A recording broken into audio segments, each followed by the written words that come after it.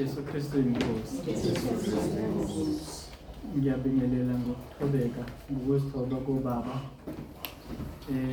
Ngibingelele omama, ngibingelele nomkhulu nogogo, ngibingelele insizwa noma insizwa nentombi no Sunday School. Ngegama elihle lenkosi yethu Jesu Kristu umsindisi wethu.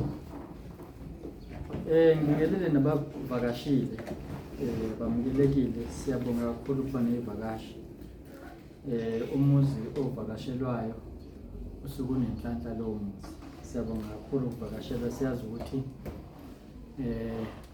umama wethu akaqala ukusivakashela kodwa ukuthi afike. Siyabonga kakhulu, uNkulunkulu akubusise. Akubusise uNkulunkulu ngokwenza njalo. Sizoqhubeka ke nendaba yethu yomkhuleko wenkosi ekuthiwa ngesilungu model prayer. Kodwa ke namhlanje sivulela kuve sinamba 10. Singakafundi ke ngicela sivale amehlo.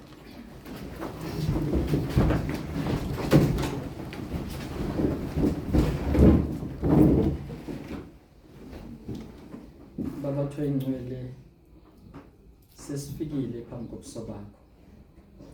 Hayi Nkosi ukuthi ubungekho lapho kade sikhona, kodwa somandla size la ukuzohlangana egameni lakho.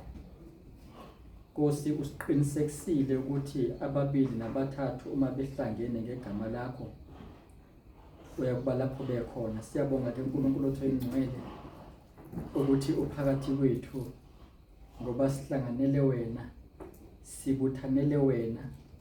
Sifisa Nkosi lo mbuthano Nkosi lapho uzofika khona ulanda ibandla lakho, ukuthi Nkosi sibuthane kakhulu lapho Nkosi sesihlangabeze emafini uzosilanda, uzolanda ibandla lakho. Sisizeke Nkosi ukuthi nangamazwi akho asiqondise, asiqinise, asisole, asiyale, asenze siphenduke. Sibe lokho Nkosi okuzosenza ukuthi sifaneleke ukuthi uma uzolanda ibandla lakho, noma ngabe sobe sesilele noma sobe sisaphila, kodwa Nkosi ukuthi sikuhlangabeze, noma Nkosi usilande bese size kuwe somandla sibuthanele emafini siye kubaba ezolweni. Siyakhuleka ke uNkulunkulu wethu engcwele ukuthi ulibusise izwi lakho oliphefumulele. uNkulunkulu wethu namandla, nami ke ngizwe ukukhuluma kwakho, ngoba Nkosi mina uqobo angento yalutho Nkosi ukuba ungakhetha mina, ukuthi Nkosi ukhulume kubantu bakho obakhethile, wabaloba kungakasekelwa umhlaba ukuthi usebenzise mina. Nalomzimba ke Nkosi udalwe nguwe, angizidalanga mina. Nalomlomo Nkosi udalwe nguwe. Ngiyacela ke uNkulunkulu wethu namandla ukuthi usebenzise lo mlomo odalile, usebenzise lo mzimba odalile. uNkulunkulu wethu namandla, amazwi akho njengalokho uthembisile ukuthi akayibuyela kuweze engakwenzanga lokho owathumele khona. Ngiyacela ke uNkulunkulu wethu namandla ukuthi uvule izindlebe zethu sonke sizwe ukukhuluma kwakho Nkosi, ukuze wena ngezwi lakho ukwazi ukwenza umsebenzi njengalokho somandla indalo yakulalela lapho udala khona ngezwi lakho. Nathi ke Nkosi sidalwe nguwe, sisize ke Nkosi ukuthi sibe ile ndalo ezokulalela ukukhuluma kwakho, bese kwenzeke somandla konke okushilo ngezwi lakho. Ngoba somandla uthena kuzodlula izulu kuphinde kudlule umhlaba, kodwa izwi lakho limi njalo kuze kube phakade. Uthena Nkosi Jesu akudlula nasicashana samazwi akho wakhulume kithi. Siyacela ke Nkosi Jesu usize ukuthi siwabambe sise uNkulunkulu wethu namandla, njengoMaria wawabamba Nkosi amazwi akho waze wakwazi ukululeka ngawo abantu besemshadweni wasekhana, wathi noma yena ayishoyo anoyenza. Namhlanje ke Nkosi sengathi impilo zethu zingenza noma yini oyishoyo Nkosi, size sifinyelele ekuphileni kwakunaphakade. uJesu Kristu uyinkosi.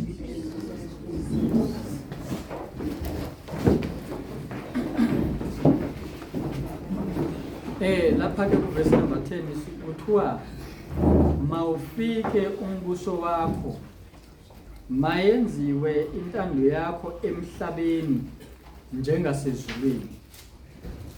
Angiphinde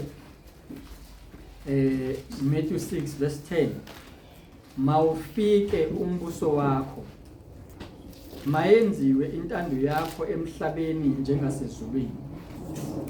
Uyabona ke umuntu uma ecela angazi ngimbone umuntu ocela into anayo nalo oyicelayo into enayo ingoba usuke ebona ukuthi ayanele.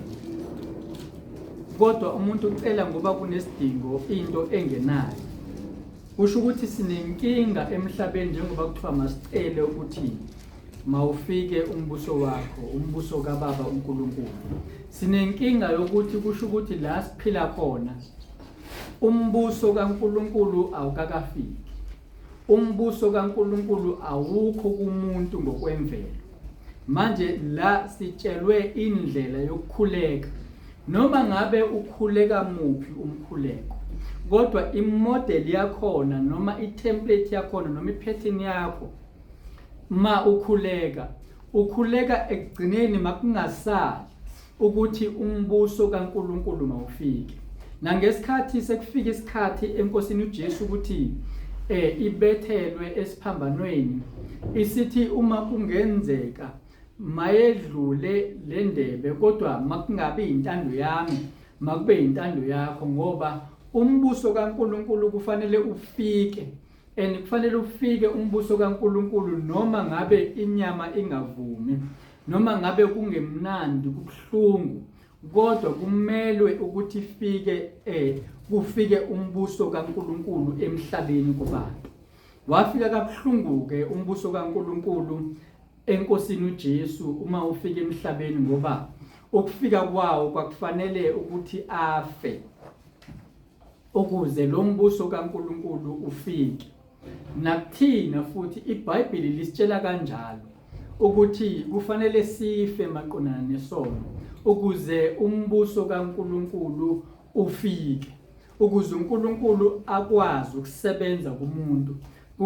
Kumele kube khona ukufa kwentando yomuntu ukuze kuvuke intando kaNkulunkulu.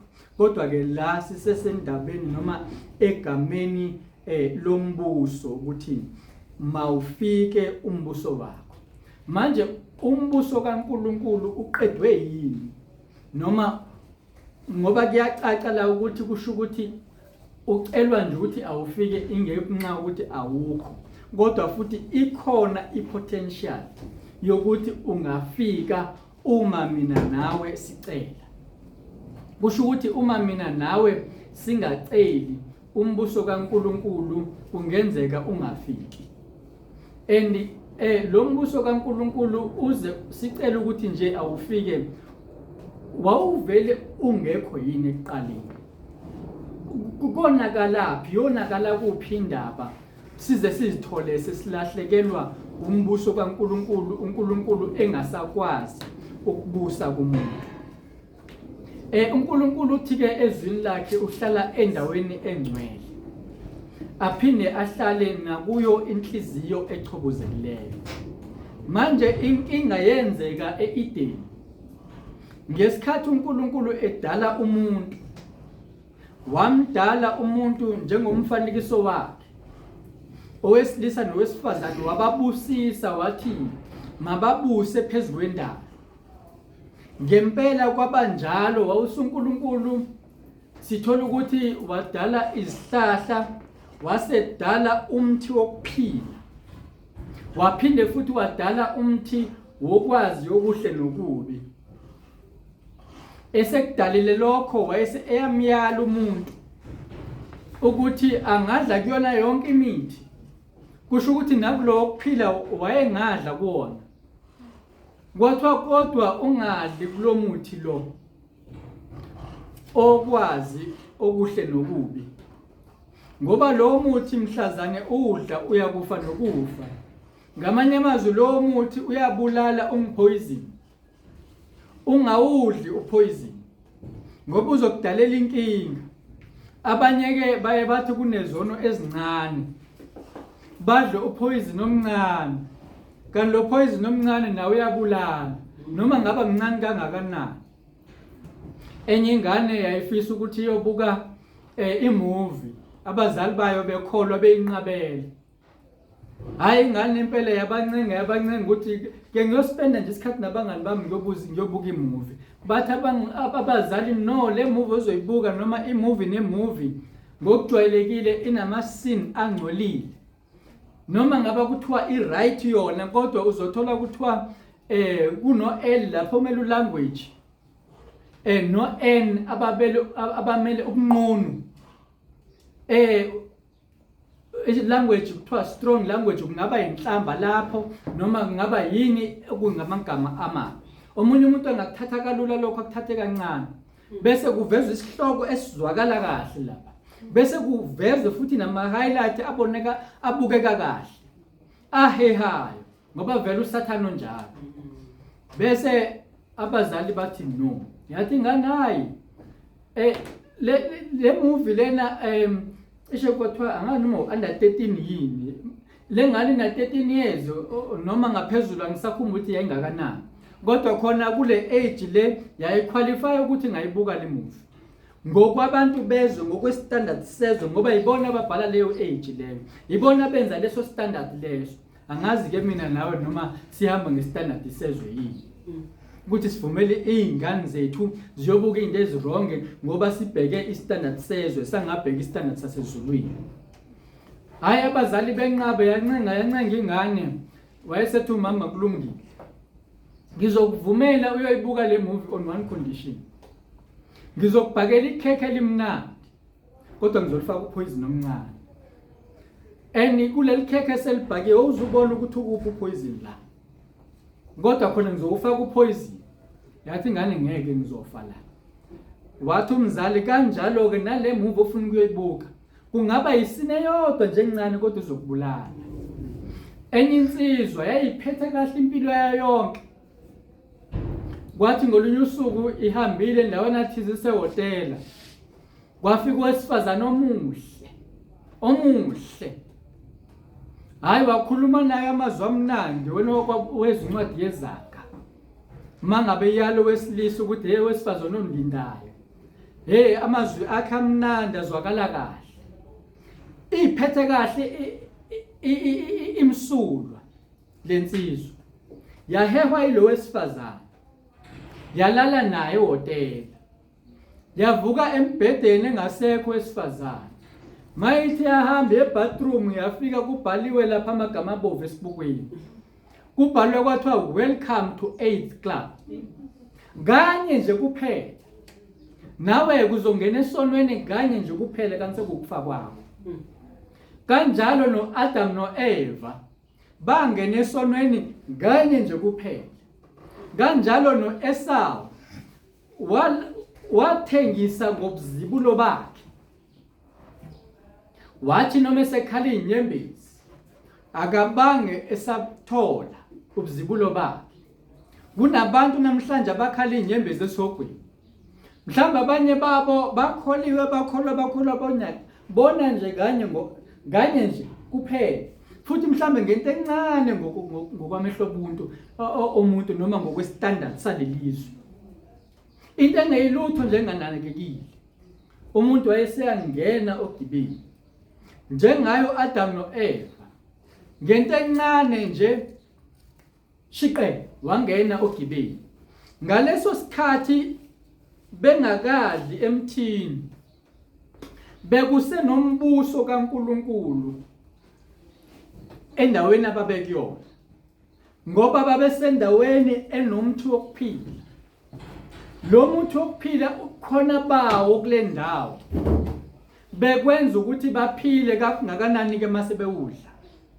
bewuzobaphilisa mabedla lo muthi wokuphila kodwa bona bakhetha ukudla lo muthi ekuthona bangadli kuwona ngaleyo ndlela umbuso kaNkulunkulu baphuma abantu kuwona ngoba baxoshwa eEden la kukhona umbuso kaNkulunkulu la indawo yakhona ibingcwele yenziwe uNkulunkulu leyo nsimu ilinywe nguNkulunkulu uqobo lwakhe bakhishwa baphuma endaweni enomuthi wokuphila yikho ke inkosi uJesu yaphinde yabuyela emhlabeni yona ingumuthi wokuphila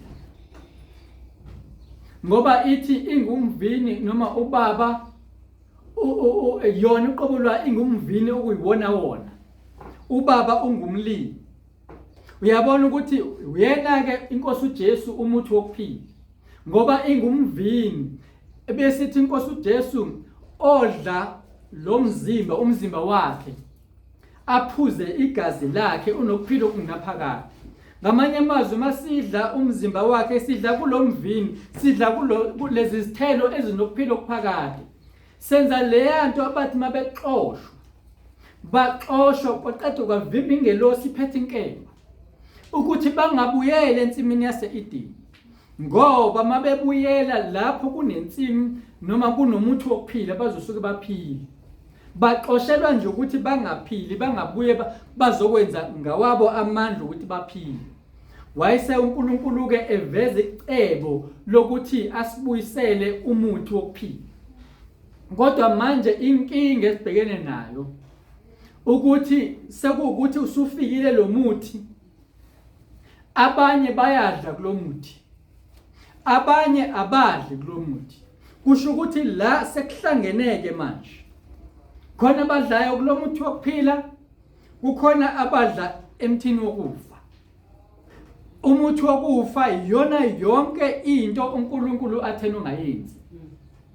Wena wedwa, ngikhuluma ngawe mina, ngikhuluma ngokuthi abanye abantu utheni kubona. Ufakazile umama ethi yena yedwa kuthiwe amazinyo makawakhiphe, ngoba kunezinto uNkulunkulu azoyikhuluma kuwena akuhlulele ngazo. Angabunandaba ukuthi umfundisi wakho yena ufake izinyo legolide noma wenzeni. Wena utheni uNkulunkulu, wena wawusuwenzana ngalokho akushilo kuwena. Ngoba lokho yilokho ke okuletha umbuso kaNkulunkulu kuwe. uNkulunkulu ufuna ukubusa kuwe. Umbuso kuwukuthi lo okubusayo wenze njengalokhu eshilo. Umbuso ke lowo, uma ungakwenzi lokho okushiwo umbusi wakho, umelana naye, uyamrejecta umbusi wakho, uyamlahla umbusi wakho, uyamshiya umbusi wakho njengo-Adam no-Eva.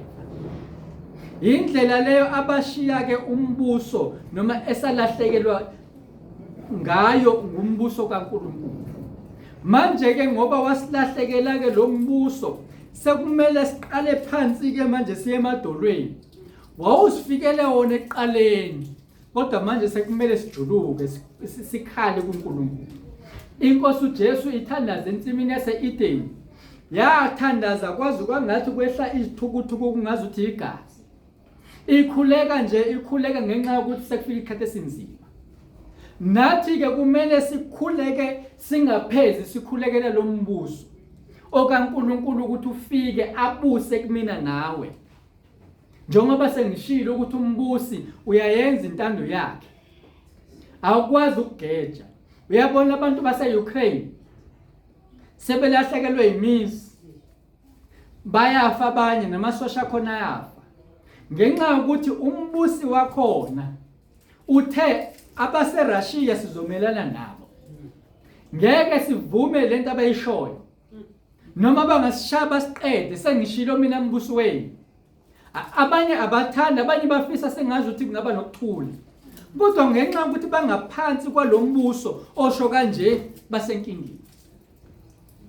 Ayikho nabo into abangayenza, ngoba umuntu mayebanjwe ngumbuso othize engakhululiwe kuwona usenkingeni lo muntu.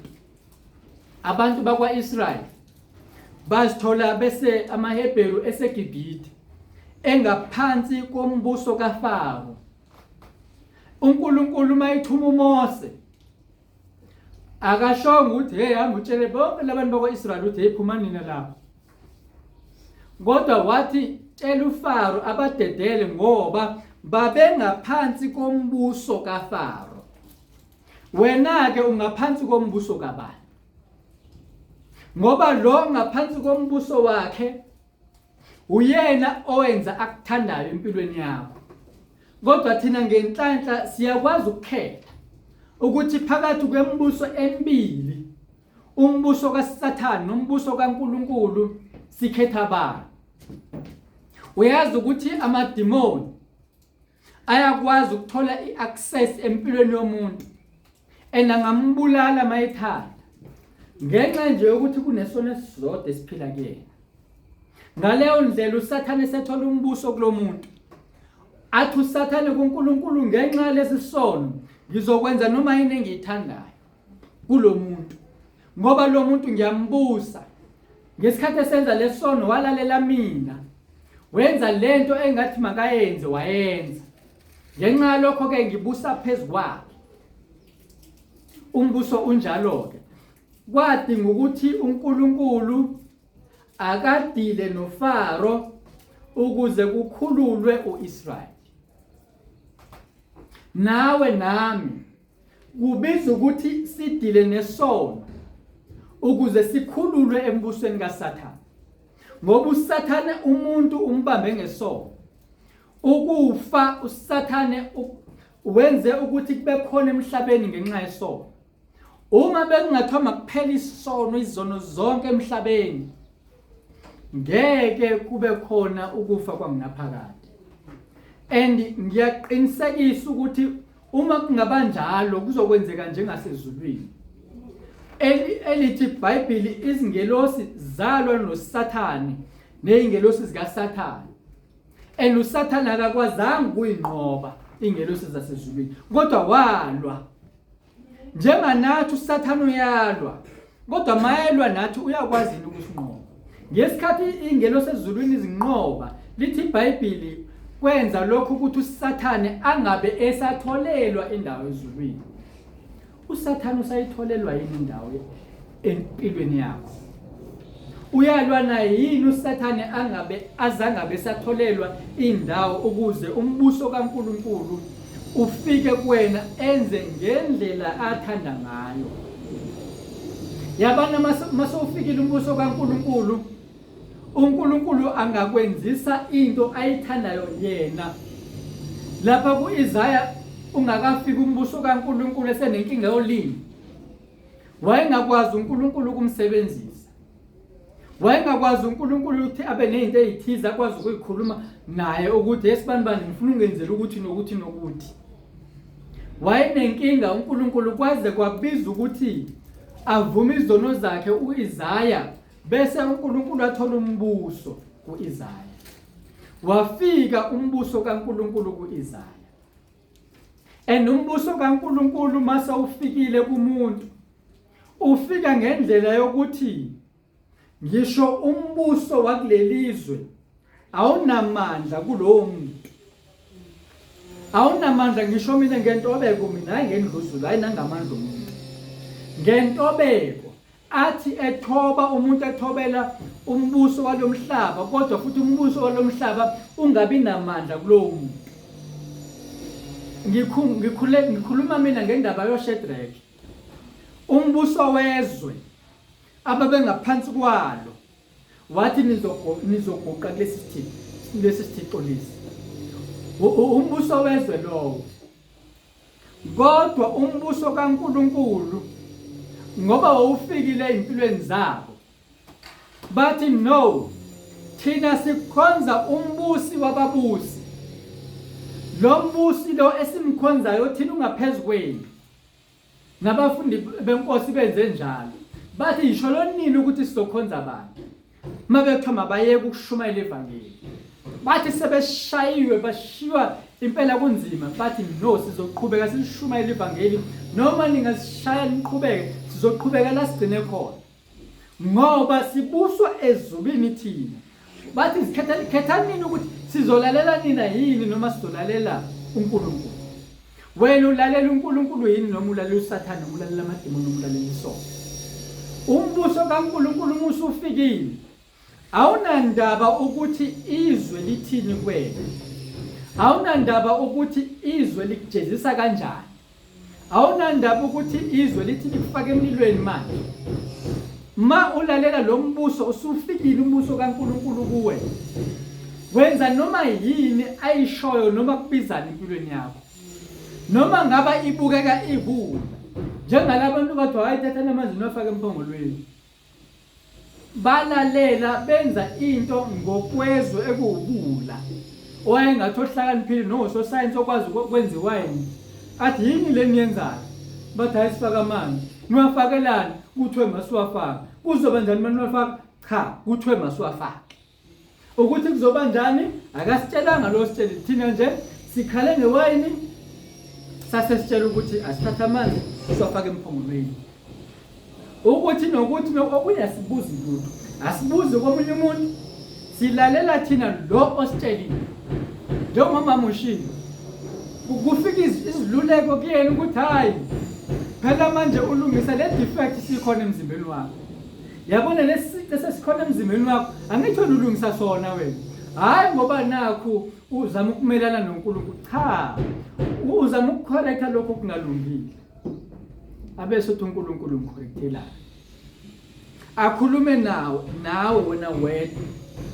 ukuthi omunye umuntu ukululeke wathini kuya ngokuthi umbuso kaNkulunkulu usufikile yini kuwena noma mhlawumbe usabuswa umfundisi wakho noma mhlawumbe ubuswa ibishop lakho malisho kanje ibishop ngisho noma ngaba kuthiwa liphambene nawe hayi wena uzokwenza ngoba kusholo hayi abanye bethu ngiyababongela banenhlanhla ikhona umunye kade ngikhuluma naye waseSoweto ethi useyaphuma lapho kade ekhonza khona ngoba kade bethi mangaba bengama-asha ngazi noma kufanele benze inwele noma imlomo nana ngenxa nje ukuthi bama-asha kusho baphathi bebandla kodwa sikuthole ezwini lokho kodwa ngenxa ukuthi ngiyakholwa ukuthi umuntu okhethile akahlalisela kangakahle wazi wathi hayi ngcono ningiyekise ukuba yi-asha okungcono ukuze ngikwazi ukuthi ngembathe ngendlela engithanda ukwembatha ngayo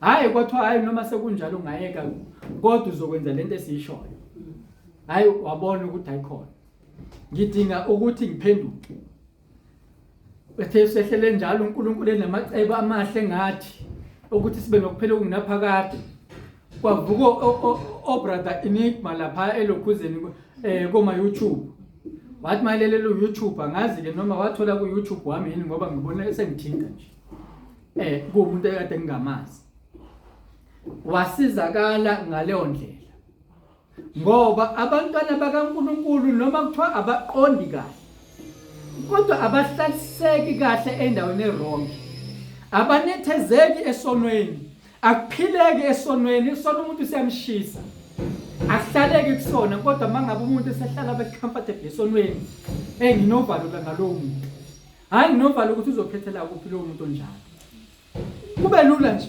uhlale nje phela nesono nje kube lula nje ungasivumile impela ungakhathazeki nje singakukhathazi hayi umbuso kaNkulunkulu lapha kahle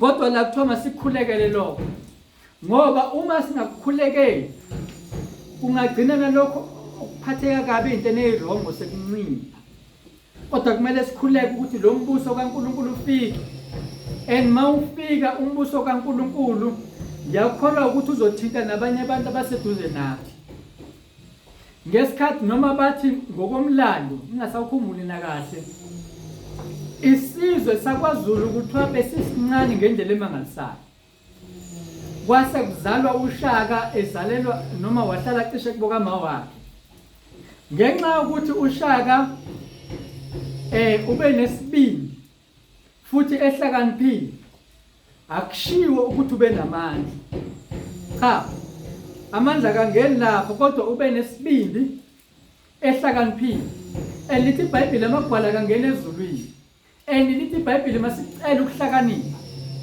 kuNkulunkulu ube nalezi zinto ezimbili uShaka bambona abakubo ukuthi hey ungazi ukuthi nathi sizoshayeka la lo muntu wakithi igazi lethu leli bambuyisela ngakubona ukuthi akazobusa azothatha umbuso wakwaZulu ngenxa ukuthi unesibindi futhi uhlakaniphile izinto azenzayo uzenza ngokuhlakanipha bonke abantu bebesazi ukuthi kufanele uphathe umkhonto omude yena uthi no kufanele ube mfushane ukuhlakanipha lokho musu ucabangisisa kahle leyo ukuhlakanipha lokho ngoba mangabe umkhonto omude ngiphethe umfushane uzothi uyeza nawe nguphebeze kanje wathi ngawuphebeza awusena chance lo mude futhi uzokusinda wena mina nginamandla anele ngoba awungisindi nalo nguphethe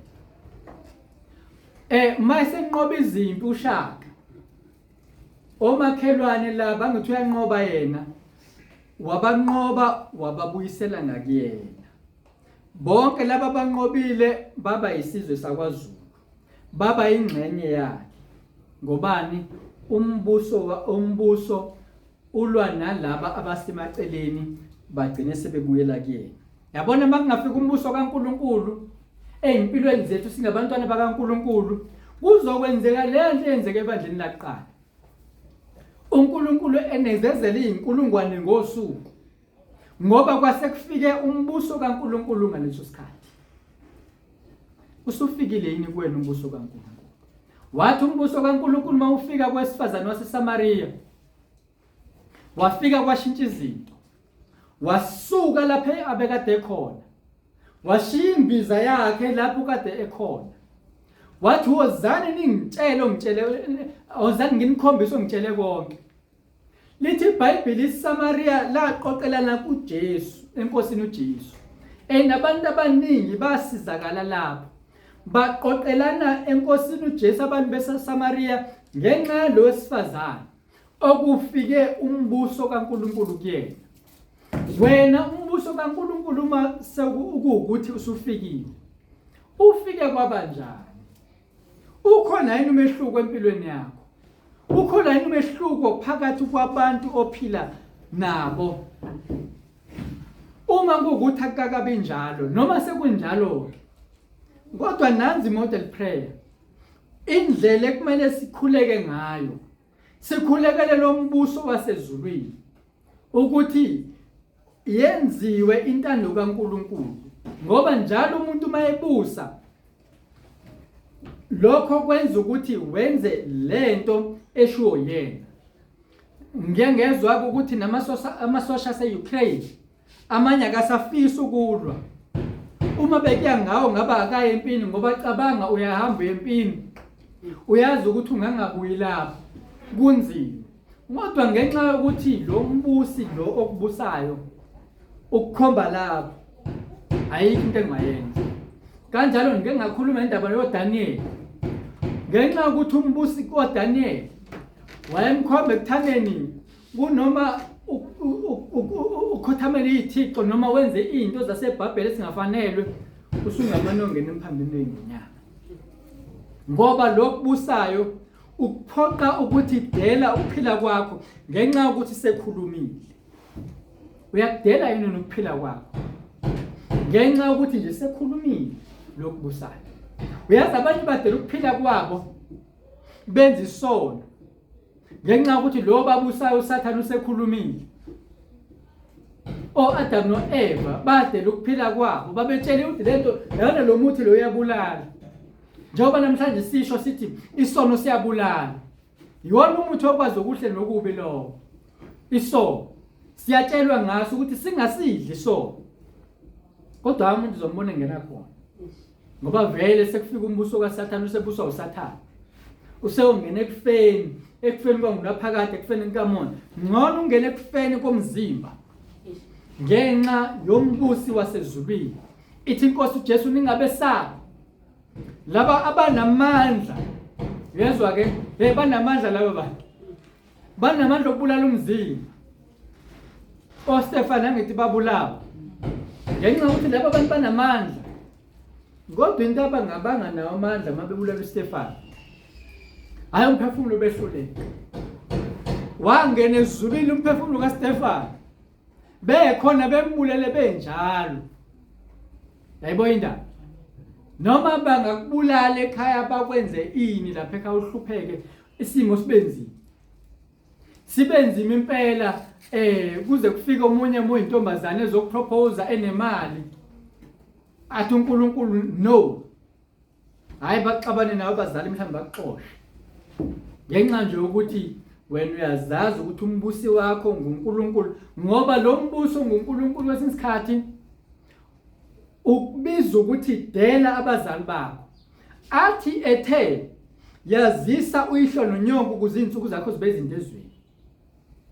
Kodwa futhi aphinde athi umyalo lokuqala nomkhulu kunayo yonke, wothanda uNkulunkulu wakho ngenhliziyo yakho yonke nangamandla akho yonke nangengqondo yakho yonke nangomphefumulo wakho wonke.